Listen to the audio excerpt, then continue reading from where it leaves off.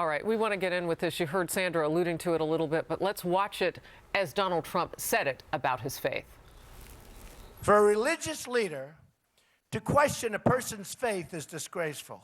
I'm proud to be a Christian, and as president, I will not allow Christianity to be consistently attacked and weakened, unlike what is happening now with our current president. Okay? Believe me. No leader, very important, and this has just been given out to the press 2 seconds ago. No leader, especially a religious leader, should have the right to question another man's religion or faith, especially when they feed all sorts of false information into them. They're using the Pope as a pawn, and they should be ashamed of themselves. That's the Mexican government. They should be ashamed of themselves for doing so, especially when so many lives are involved and when illegal immigration is so rampant and so dangerous and so bad for the United States. Okay? Period. That's it.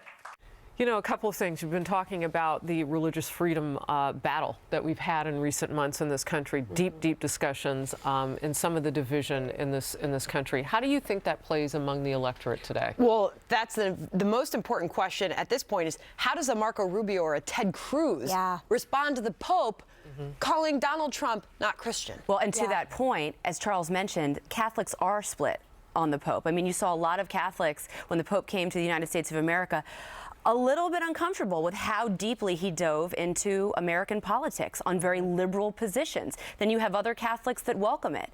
So I do think it's going to be tricky for the other candidates. I mean, Catholic politicians like a Marco Rubio, does he take the Pope's side and risk isolating conservatives and evangelicals that don't follow? I'm going to bet that neither Rubio or Cruz will take the bait. I don't think they will take the bait. And to your point, because, you know, unfortunately, American Catholics are somehow lesser Catholics because of our success, which is almost dovetails into the ideology of other entities out there that hate America because of our success, because we built a foundation that involves religious freedom, and the world looks at that and they hate it. But between that, capitalism, and everything else, it's why this young 200-some-odd-year-old country was able to become #1 in the world, preeminent, never any country like this ever. I just don't think this is the role of a spiritual leader. I don't think the role of a spiritual leader is to get, like, he's getting down deep into, like, the nuances of American politics. And for me, I'm personally not Catholic, but looking at any spiritual leader, this is not the role I want you to play. And it's making me, watching that right now was making me very uncomfortable. But a lot of spiritual leaders have endorsed presidential candidates already. That doesn't mean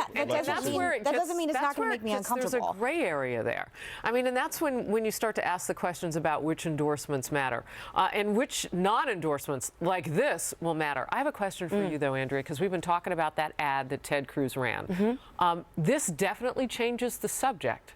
I'll give him that much with Donald Trump, which is something that hit me at first before the Pope even said anything. Yeah. You know, if we go down this road with Donald Trump in coverage and he says something, regardless of what the Pope would come back at, that could potentially change the subject. This does it. It does. And I didn't think the ad was going to be that effective anyway, because these are things that we've already heard Trump say. His supporters know that he has evolved on abortion, so there's no real news there. But this is big. And I do think that Trump's reaction just now was spot on. He brought it right back to policy. He had a respectful tone, and he hit the Mexican government, because if you look at the Pope's words, the Pope was very measured in what he was saying. He wasn't being acerbic towards Donald Trump. It was the Mexican government that is using the Pope for political reasons, and I think that the way that he sort of circled that square with his remarks, Harris, was pitch perfect to bring it back to policy, the border, and the immigration crisis that we're facing. Just one other quick thing to add in there that Donald Trump said in the middle of all that, because it was quite a long statement. He said the Pope only heard one side of the story and didn't see the crime, drug trafficking, and negative impact the current policies have on the U.S. He doesn't see how Mexican leadership is outsmarting our president. So You're right. Yeah, he's right. I go back to the original comments about building the wall and getting Mexico to pay for it, and everybody laughing, and how that became a punchline for a while.